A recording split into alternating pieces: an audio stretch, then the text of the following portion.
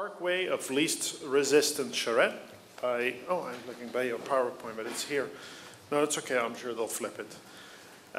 Presented by Roberto Chiotti, and he has been looking at how to reimagine nature's corridors or greenways as new ways to move cities, using the Don Valley as a case study. Looking forward to it.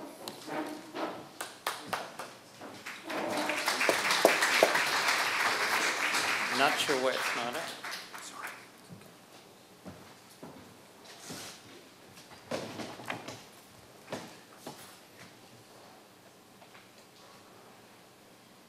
Hi. Great. Good evening. Even before I start, I think the most important thing is to talk about the team, because no single project is, or no single person is responsible for a project of this magnitude. And so these are all the great people who got together to look at greenways and waterways. That was our challenge, to look at, in particular, the Don Valley as a potential transportation corridor and revision how that corridor might be used in the year 2040. So interestingly enough, I'll say that I don't think there's a single transportation expert, ironically, on our team. And yet this is primarily a transportation issue. And I think that's kind of significant because right from the get-go, from the evening of orientation where the teams were first introduced to each other, we very quickly as a team established a priori values which really looked at, instead of privileging the car or the truck, decided to privilege the valley as the starting point of our investigation. So we have James works at the Toronto waterfront as a landscape architect. Denise Pinto works at HOK as a landscape architect. Daniel Garnier is a young architect. Rowena is, I believe, an architect in Montreal. And Karen is a landscape architect who is also responsible for some of the amazing graphic images that you'll see. Rob, as well, is a graphics person. Michelle was a writer and is an urban planner. Alexandra was also a writer and researcher. Apostolo is an IWB graduate and working there now. And Akbar and Patrick were both the videographers, and Joshua is the web artist who created our website. And then, last but not least, is me. It's interesting. I think they chose me as a leader for the team because of my commitment to sustainability. I also teach at the IWB, so I had a bit of an in with one of the organizers. But at the IWB, they gave me the great privilege of being able to introduce the idea of cosmology to students, which in this holistic design course. So in other words, I say to them that really we need to, if we're going to solve design problems, we need to look at it in the largest possible context we can, which from my perspective is the universe. So I introduce them to the idea of where our current worldview comes from, and maybe an alternative worldview that will enable us to actually make the difference in the world that they're all there at the IWB to accomplish. So in fact, I get them I kind of pull the rug out from under them and get them to re-examine all their presuppositions and challenge everything that they may have consciously or inadvertently co-opted as part of the current worldview.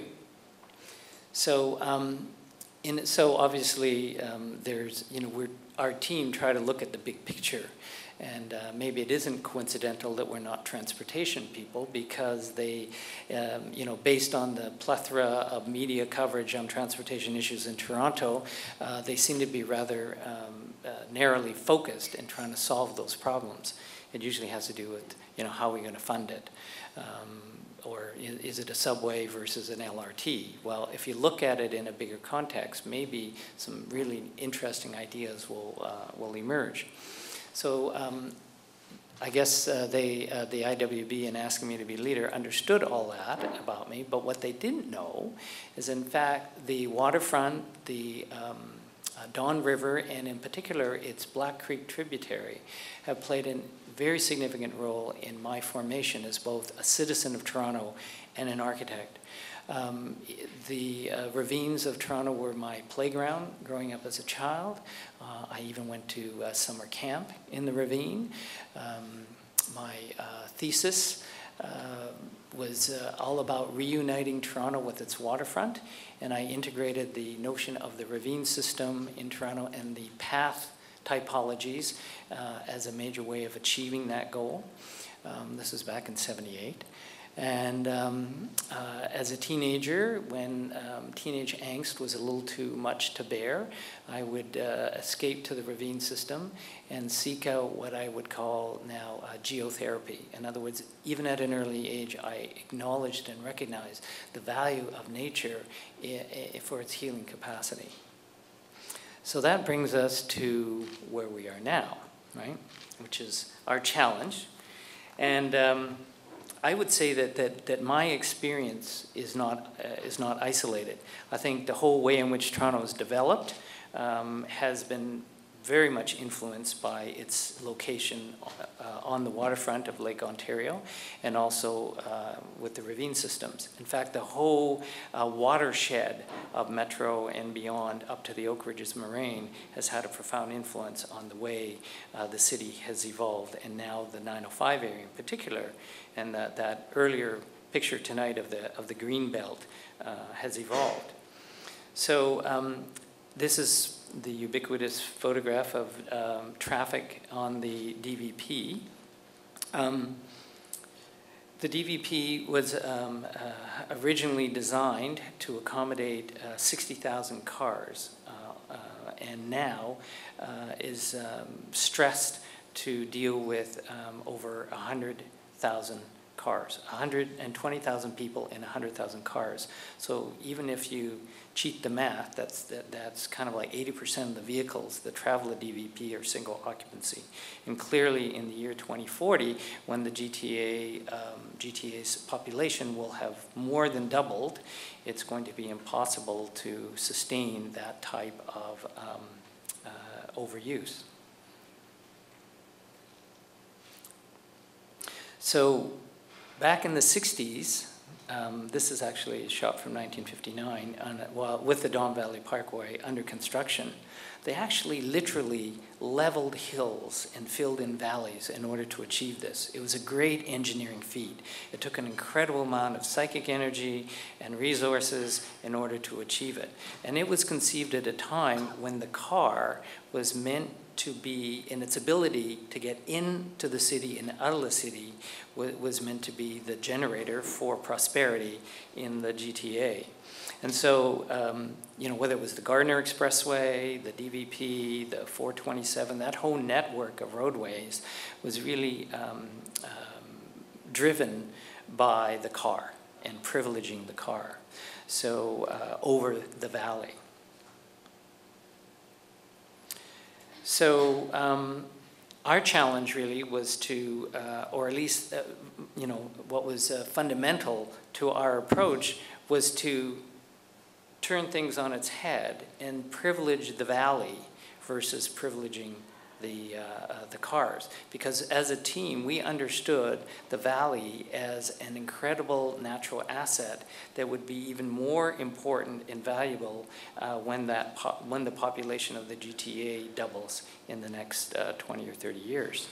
So here's a shot of the DVP without cars, dedicated for one of the many charity events that tries to raise money. I believe this is the Ride for Breast Cancer.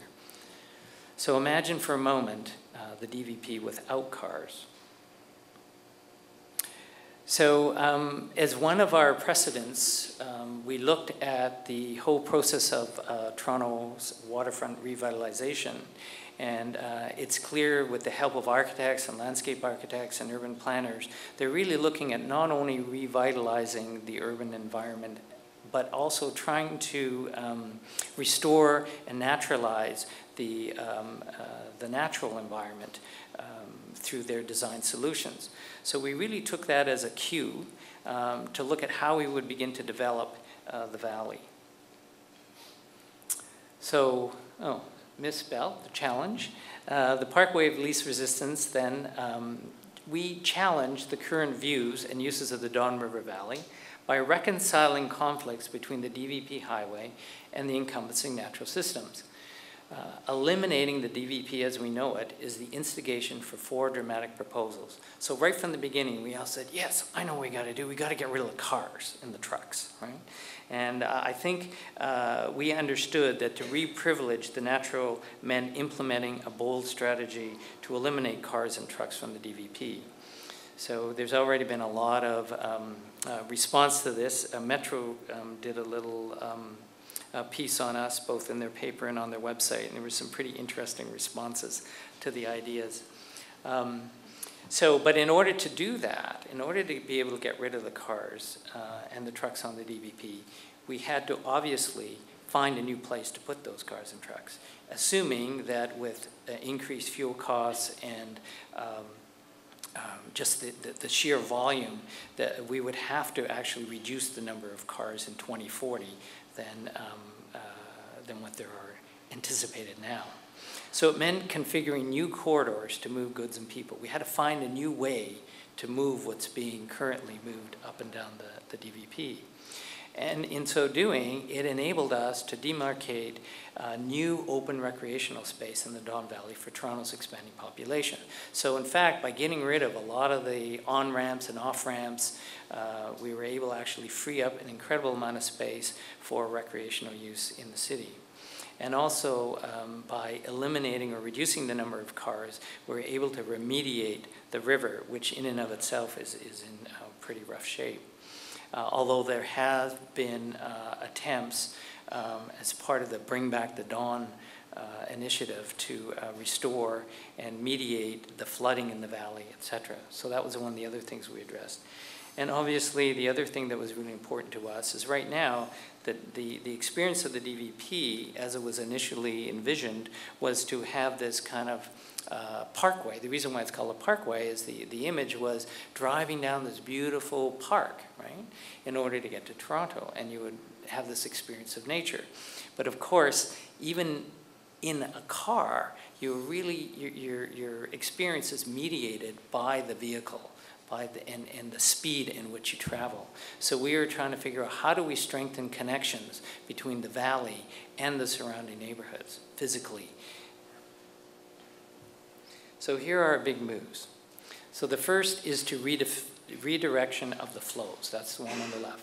So instead of having all the cars come down the 404 and continue down the DVP, at the 401, a portion of those would be redirected to 2 other major north-south routes, one on the east as Victoria Park Avenue, and one on the west as the Don Mills Road. In fact, when I'm often in North York or just in the 905 area, and I have to get back to the office, my office, which is at Richmond and Spadina, I will select Don Mills instead of the DVP because I know it's going to be jammed up at that 401 DVP intersection, and I will sneak onto Don Mills Road up at Finch or Shepherd and get down to my office and reconnect with the DVP at Don Mills and the DVP and get there that much faster. Similarly, if I'm going north, at the end of the day when I have meetings in Aurora and places like that, I'll usually sneak up the Don Mills or Bayview to a certain point. So that was part of it, and how to create the linkages with the other existing arterial roads in the east-west direction. That also means having to create a hub at the 404 401 junction, so that there can be a hub for leaving your car there and changing onto other transportation modes. So the new flows are the introduction of a new guided busway that will take the place of 2 of the lanes of the existing DVP, creating bike lanes and the equivalent of something like the High Line, which would offer a pedestrian route all the way down the valley as well. And by doing that, by getting rid of the cars and the trucks, we actually, it enables us to create new social and ecological spaces to help restore the health and well-being of not only the people who use the valley, but obviously the valley and the other habitat or other creatures that use the valley. So here's a shot of Don Mills Road, and as you can see, it's 3 lanes each way, plus a middle lane for turning. So it has actually, it's underutilized and has a lot of potential capacity. And one of the other many case studies that we looked at, because we went all over the world to look at how other jurisdictions had solved their transportation problems in similar situations. So here's a shot of the Oban, which is in Adelaide, Australia. And it actually, where the buses travel through a natural ecosystem, they leave a traditional roadway and get on this guided busway, and they turn off their engines and they're pulled along the system, and then they reconnect to the street at the end. So the idea would be to implement this system on the DVP.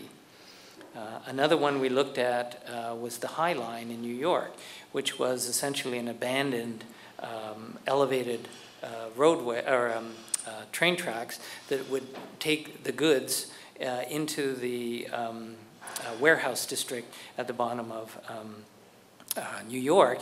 And at the time, having been abandoned basically because now truck traffic was the major way of moving goods, there were local ratepayers meetings to talk about dismantling the High Line, and there were a couple of people who lived in the neighborhood who said, well, wait a minute, why don't we turn it into a park? And this is quite an unusual exercise, but in effect, they really were able to achieve this and get the various approvals having jurisdiction on board. So now what you find is something that was otherwise abandoned and would have been dismantled actually became a natural asset for the city and an incredible tourist draw.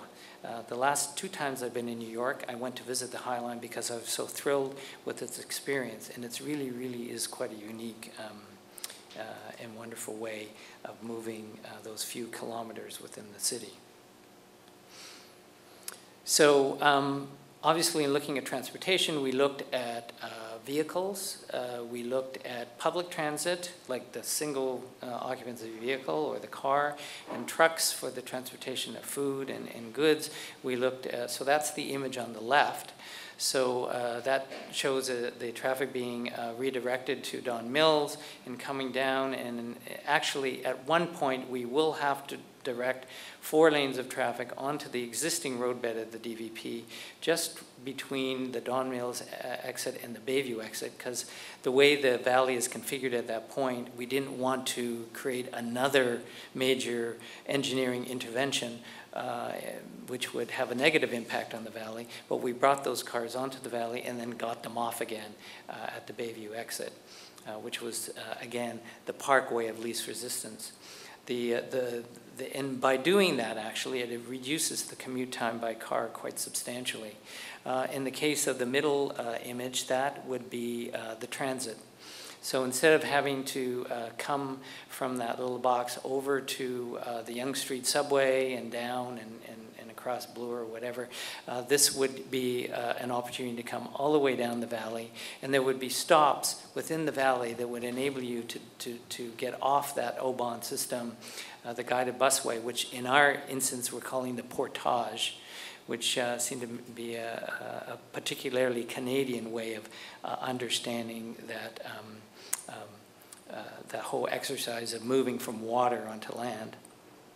And then in the 3rd iteration, that would be an opportunity for pedestrians and cyclists to find their way down into the heart of the city and connect to existing bike trails and pedestrian systems along the waterfront. So this is just a key map because what I'm going to show you are some other images of particular areas. So you can see we've kind of highlighted the brickworks in the center there as not only to orient us, because that's where we are, but also we see the brickworks as a major case study or precedent for what we're trying to do. It has taken an otherwise, I mean, at the beginning of Toronto's development, the valleys were actually exploited by industry because of their proximity to water, right, for both use in the technological processes and also for dumping waste. So in a sense, the whole valley has been damaged by those industrial processes. But the Brickworks is one of those wonderful creative adaptive reuse projects that looks at transforming what was otherwise an industrial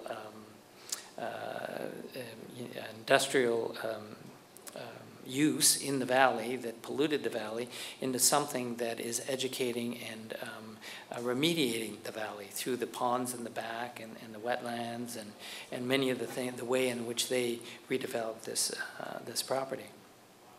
So our first image is in the neighborhood, actually. The brickworks are located just behind where the GO train image is. So here what you see is an area which was traditionally used, we call it Metro Melt because it was the area that was traditionally used for dumping all the snow in the city. And I don't know if any of you here remember that, but there would be times as late in the season as maybe July or August where there would still be this black mass of snow and ice that would be in the process of melting and discharging all its detritus and salt into directly into the river, the Don River. Fortunately, now they don't dump their snow there, but that's only been a recent acknowledgement of its damage. So what we're trying to do is actually look at runoff in the city, in the roadways, and try to build upon the Bring Back the Dawn initiative to create wetlands and ways for mediating flooding and also pollutants in the water system. To the right, you see the 2 lanes, the dedicated portage guided busway. And again, the intention by 2040 is that those buses would be using non-fossil fuels. They would either be electric or hydrogen fueled. And of course, the remaining 4 lanes then become this wonderful high line landscape. So, you know, not only for cyclists, but for pedestrians. And by reintroducing plant material, we're actually improving the ability of the valley to act as a carbon sink.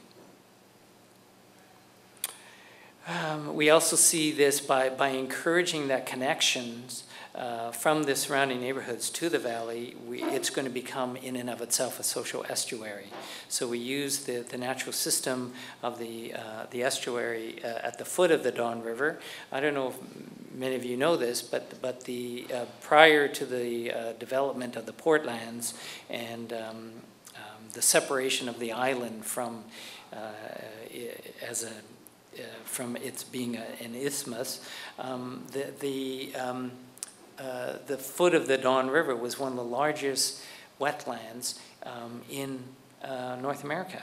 And in fact, the name of Toronto comes from the local First Nations language to describe a weir, which is, in other words, where the natives came to fish, because the natural estuary was a great spawning ground for fish.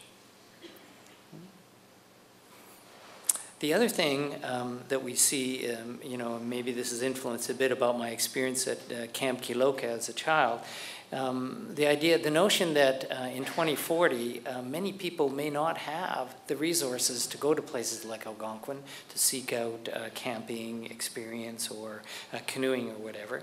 So the idea of actually introducing Algonquin in your backyard is kind of a nice idea. And finally, kind of integrating, or not finally, but this looks at integrating the various systems, taking a system approach. So we actually introduce a second go line. One of the problems with the go line, and I think you were mentioning Go doesn't really work for you because of the timing. The reason why that timing is limited for passenger use is simply because it shares the same line as the freight that comes in and out of the city, north-south. So by doubling up the tracks, it's a fairly benign intervention that will free up one track solely for use by passengers. And we think that that will be a good way of assisting people who are commuting from Aurora and other places north of the city to get into the city faster and during the whole week. And then the portage would deal with more local traffic. So the other thing, of course, that it creates for us is these places of confluence. So this is looking down to, the Don Valley towards the new West Donlands Park in the middle, and what will eventually become the Portlands development. And how some of these transportation nodes come together. So you see Bayview as part of that new village where the Pan Am Games are going to occur, and the West Donlands gets redirected. And so the local traffic dumps onto Richmond Street and King Street or whatever, but we extend the Bayview extension underneath the railway tracks into a roundabout that then connects to the Queens Quay and the Lakeshore. We also have a train station for the portage, which also ends up linking with some of the potential for ferry and water taxis. And again, just how all of these things come together. So here's a key map that shows some of the other things in which we're doing. The item A is, these are all before and after. A shows the network, spaghetti network of ramps that connect the DVP and the 404 with the 401. And on the right, it basically shows how we would kind of eliminate some of that ramps in order to create a hub, a huge parking area and transportation node that would connect the portage with vehicular traffic, much like a GO train situation, a GO station situation. And then B is further down in the valley, showing how, again, we eliminate some of the ramps and whatever to give that space back to the valley and to enable the valley to reclaim itself as a natural feature. And then finally, at the south end, again, re-examining how all these systems come together, introduction of things like roundabouts, which are a much more compact way of directing traffic than the spaghetti of ramps that we have now. So this is, again, because there's been so much conversation in the media about transportation and how to solve our transportation needs, we actually looked at some of the other options that have been considered for increasing the capacity of the DVP, reducing the weight, the commute times, and reducing emissions, and also increasing capacity and reducing costs. So the first one is option A, which is keeping the current DVP. Of course, there are no building costs associated with that in terms of capital, but there is still a significant amount of money spent every year just to maintain the DVP. The figure we're using is $750,000, which is, whenever on weekends they say that the DVP is going to be closed because they have to change light bulbs or paint lines or clean drains or whatever, that's a very small amount of what it costs to actually maintain the system, which is the capital expenditure to rebuild the bridges. I mean, there was a 5-year period sort of in the mid-2000s when there was always some bridge that was being rebuilt on the DVP, and which had a profound influence on the speed and capacity of the DVP. Also, the capacity per hour is limited. Each one of those little icons of people represents 10,000 people. Okay? And then the CO2 emissions per day in metric tons currently represents about 405 metric tons, which is far beyond the capacity of the existing trees in the valley to absorb or mitigate. One of the proposals that was put forward by a politician, whose name will remain unnamed, is to double deck the DVP. And there's certainly lots of precedents all over the world to do that, but really the cost to do that is prohibitive. It represents about $50 million per kilometer, if in fact we can do it, because it's such a sensitive ecosystem and the footprint is so small. The actual complexities involved in engineering that would be virtually impossible. Plus it would require shutting down the DVP in order to do that. And so we would be into the alternative routes in any case. The cost to maintain that as an elevated deck, for example, would be a minimum of $1.5 million compared to the $750. And again, that's a fraction of what it's costing to the current maintenance proposals or ongoing work on the Gardner at the moment, for example. You could potentially double the capacity, but you would also double the CO2 emissions. So we're thinking that really that's just double trouble and not a viable way of solving the problem. The next one would be to create a subway up the DVP or below the DVP, and which of course could have the capacity to move a lot more people. The cost to maintain it would be not that much different from adding a new deck. And, but the building costs per kilometer would be even more prohibitive. I think that's been part of the major conversation around LRTs versus subways, is the relative cost of each. But the CO2 emissions would in fact go down if you consider that much of the electricity for the subway would be from renewable resources. So, as an alternative, we're providing the Parkway of least resistance, which is something that will have a very small capital cost of about less than $25 million a kilometer.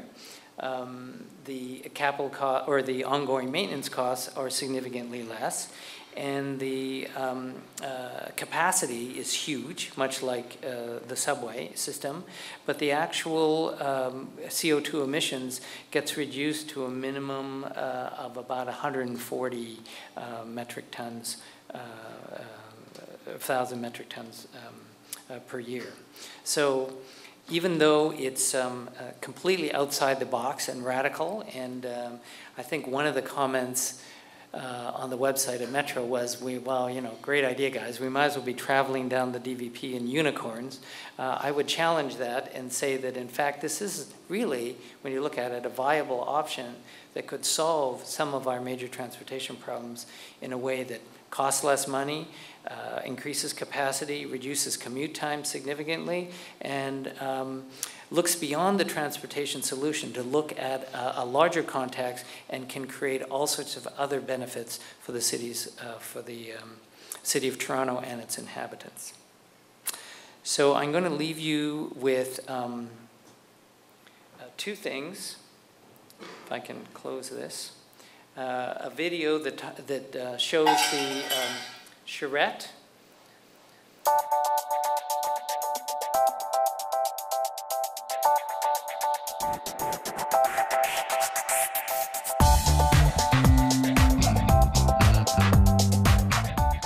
We're looking specifically at greenways and waterways in Toronto's Don Valley, and we're looking at how people can use those corridors to move north and south through the city in ways that really parallel historic trajectories down the water. For the last thousands of years, we've been very human privileged, and now we're kind of re-examining the Parkway as being nature privileged, and somehow humans as being integrated or a part of that bigger context. We're dealing with our changing perception again of water, our relationship to water, but also to the green spaces of the city. There are spaces that we need to connect again with. This challenge allows us to look at ways to move through the waterways, and it's no longer just the gutter, it's now a life force again. Phasing out the Don Valley Expressway, introduce busing lanes, reducing the car lanes, improving bicycle routes, pedestrian routes, other kind of ways of accessing and moving through the valley rather than cars. What we did is to really think of humans as a subset of nature instead of the two as warring factions. And when we came to that conclusion, it really allowed us to move past the argument and consider the ways in which the movement through an ecological corridor could actually help reestablish some ecologies, layer on program that was as much about feeding the biodiversity in the system as it was about allowing people to transit from point A to point B.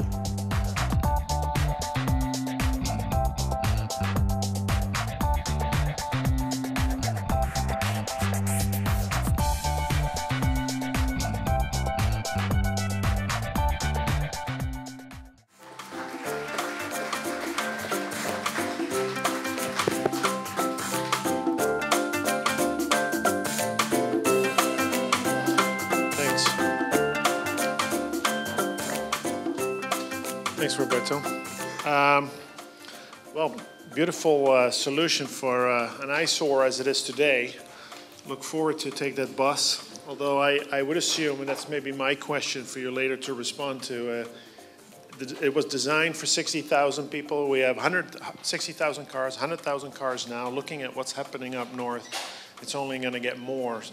So we're going to squeeze them into this public transportation and figure out ways to entice people to use that. But we're going to start on that side. We're going to do some comments and then leave your response to the end, if that's okay.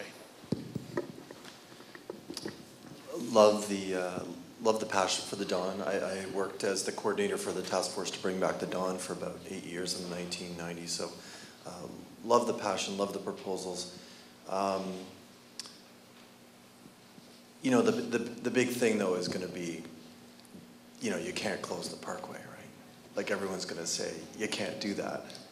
And I guess I kind of wonder, you know, at what point will the Parkway stop working on its own?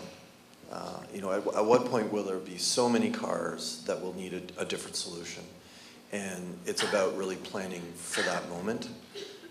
And there are maybe transportation people in the audience that kind of understand that better than I do. Sue, maybe you can wade in.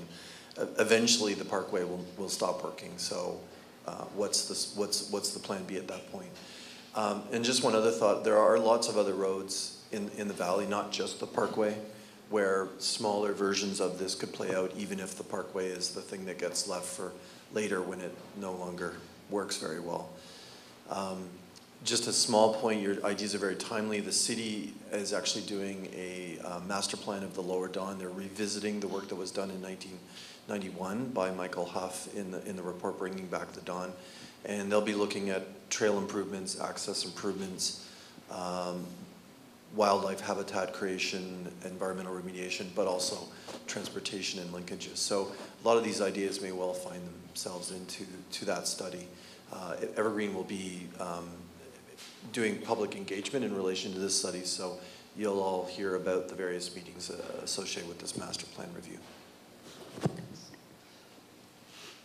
Okay, so maybe being an academic, I'm used to seeing more sort of crazy ideas, and so I actually very much positively respond to the idea of privileging the valley and taking privilege away from the car, because I think for so many years we've given privilege to the car at the cost of many other aspects of our infrastructure and of our environment.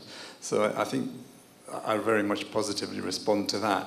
It also reminds me of, I used to live in London, UK, and it reminds me of some figures that I was once shown that the speed of moving around London today is no faster than it was in the 1800s when people went around by horse and by foot. Basically, you build more infrastructure and you don't actually increase the speed particularly. So, I mean, my first feeling when you started talking about closing the Don Valley and taking people onto Don Mills, I thought, well, what about the people on Don Mills and so on? But conversely, it then reminded me of this fact that actually, you know, infrastructure, things will work themselves out when you close certain types of infrastructure and change the way things work. and people will, the networks will balance themselves out in different ways. So my next response was, why stop at the DVP and why not close down other major networks? I mean, I know the DVP is particularly sensitive because of it being in the Don Valley and so on, but it reminded me of a project that one of my colleagues at Ryerson University, Colin Ripley, did, which was looking at the post-carbon highway and what will happen to the highways in a post-carbon era. And so maybe the next stage is to think about what happens to other highways, and in fact, what is the value of the highway infrastructure in a future which is not so connected to carbon. So I think that fundamentally, to me, the DVP, being a relative newcomer to Toronto, I've been here for about 10 years, but the DVP has always seemed to be a wasted resource. It does nothing well, it seems to me. And so rather than trying to make it do traffic a little bit better, but not really meeting the needs, maybe we should accept that the DVP is not going to be a traffic network at all, and try and make it into what it wants to be, this natural hub of this part of the city, and allow traffic to move into other parts of the other adjacent roads. Which brought me to the question, which maybe, Roberta, you could address, was, do you think it's actually necessary to have any transit in the Don Valley, or would it be more suitable to perhaps build other mass transit alongside the valley? I was thinking from the point of view that things like subways or other mass transit rely on a lot of nodes where people which collect people, so nodes which bring people and other nodes, and they distribute people. Now, my understanding of the DVP, and this may be incorrect from your analysis, but much of the traffic is basically getting into the city from outside. So they're trying to get from the 401 right into the center of the city. And there's not that much filling in stages along the way. A little bit, but not the majority. And so actually having a mass transit network alongside the valley, which makes it more easy for people that are living close to the valley to actually connect into it, rather than actually getting into the valley, may be an alternative way. So I throw that out open as a discussion point for you.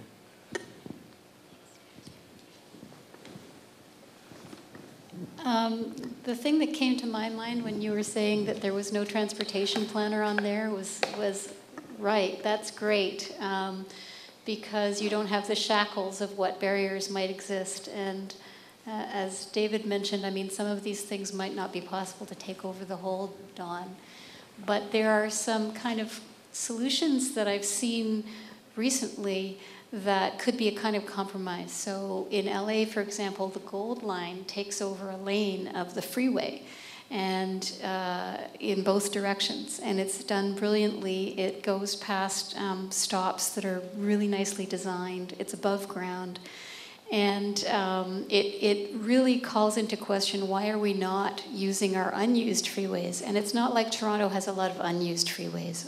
I know, I experienced that, but you wonder whether that can be a possibility.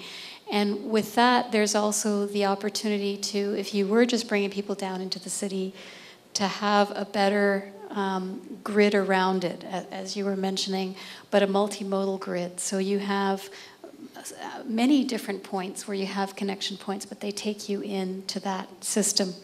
So the other thing that I was wondering about was you were talking about the social, what did you call it, a social estuary. I love that. And that's why I forgot it, but I loved it. And I wondered whether a social estuary would need something like Whole Food Cliff Bar stores, or what's your view of the kind of retail, the sort of business opportunities there? I know that when in Bogota, Colombia, they have a road opening, I call it, but basically every Sunday they have 1 million people riding, cycling, skateboarding along their highway. And it brings all these little micro enterprises in. So I just had a question about what balance you see there in your kind of bringing this kind of natural side back to it. And the last question I had was, did you consider water transport? Did you consider kind of the use of canoes? And there's a canoe rental on the river near where I live, but it makes me think there could be so much more actually getting to work by water, because it, you know, the river goes straight from my house to where I work. That would be so good. Thank you for that. It was a wonderful presentation. My own vested interest in this is that my parents were members of a radical youth group in the 1930s, and they used to go hiking in the Don Valley, and that's how they first met and fell in love. So I've always thought it would be a beautiful thing to restore the function of wilderness in the city instead of destroying the city and then having to have a cottage, you know. And you know that Robert Fulford, the great Toronto critic, has said that the valleys of Toronto are equivalent to the canals of Venice. And we just have to compare the use that Venice has made of its canals to make itself a world-renowned city, and what we've used it as a dumping ground for hydro lines and traffic, and originally was for garbage and all sorts of other things. And so I would ask you not to use the word privilege, which I know it's used in many circles, but I don't think we want to say we want to privilege nature or privilege the valley. We want to assert the rights of the people of this city to have access to nature, and not to have everything subordinated to the car. So we have privileged the car, but we're not privileged.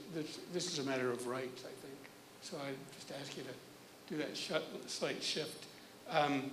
Because this city has no sense of place. Like, we have no sense that it's called Bay Street, not because big business occupies it. It's called Bay Street because there's a lake. And Mount Pleasant is Pleasant, and Downsview is Downsview because they have a view of the lake. And we need to rediscover our identity as a city. And so it's pretty fundamental. And that these places are not for people to leave Toronto, with all due respect to people who live in Markham. It's not a public policy problem of the city of Toronto to allow them to come in and out of the city every day to go to work. It is a public policy issue to restore nature. And so the one other thing I'd ask you to think about is that I believe we need to incorporate food as a lever into all of these issues, and that food, in some respects, I would say, over transit is another functional use, because it eliminates a cause of transportation. We could, 30% of the city is taken up by transportation corridors, and some of those could be food corridors that eliminate the need for transportation corridors. And so that, I think, also addresses your issue of trying to place some jobs in there. And there's a lot of places that are perfectly viable for food production and could be very productive areas. Thank you, though, for that. I hope you kept track of all of them. I forgot. I think I can. I think one of the wonderful things about an exhibition like this and having 10 separate teams looking at 10 separate issues, even though we were working independently of each other on some level, I think there was a synergy going on, and almost, sort of through osmosis or whatever. I think we understood those kinds of connections. And ultimately, I think the whole exhibition has to be seen as a whole, not just as a series of independent ideas looking at different issues, but really how all of those issues ultimately become integrated. So I thank you for that observation. With respect to, can we let go of the DVP? Again, I think the wonderful thing about this group is that we were prepared to not think with the same worldview that got us into this mess in the first place. Because ultimately, there is going to come a time when there's going to be either no more oil, or the cost of oil is going to be so prohibitive that you and I and everyone else here can't afford to own a car. And we can't afford to live in a monster home in Markham or whatever. So we're going to have to find alternate ways of using that infrastructure and that network. And I think the idea of, which brings me to the question that Mark had about, should we even have transportation in the DVP at all? My choice would be to have it no, but I did have to conform to the challenge of this MOVE exposition, because ultimately it is about transportation. So I agree. If it were up to me, I think the valleys are like the canals in Venice, in Toronto, and we have totally undervalued them. If you don't want to use the word privilege, where that's coming from is more about our worldview is premised on on our anthropocentric nature, right? We have always understood our Western worldview is based on the human as primary and the earth as derivative. And I think in order to find a viable future moving forward that's worth inheriting, we have to come to an understanding that the earth is primary and humans are derivative. Because ultimately you can't have healthy humans on an unhealthy planet. So that's why I wanted to say, like, switch the privilege from human to the valley or to the natural systems. And then we actually look at trying to solve the whole idea, the Parkway of least resistance, is that natural elements like water and whatever take the pathway of least resistance. And trying to, if we did have to deal with the issue of transportation, what would be that pathway of least resistance? So ultimately, yeah, I would love to see all those transportation corridors around the tableland instead of in the valley. I think people like William McDonough and the great guy who from my early days as an architect, I forget, Ian Scott, is it?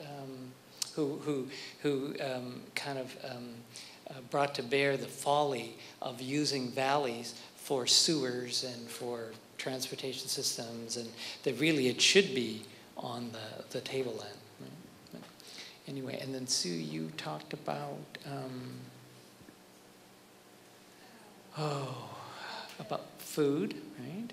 Was it? No, that was Gordon. Small businesses. Small businesses. Yes, we actually.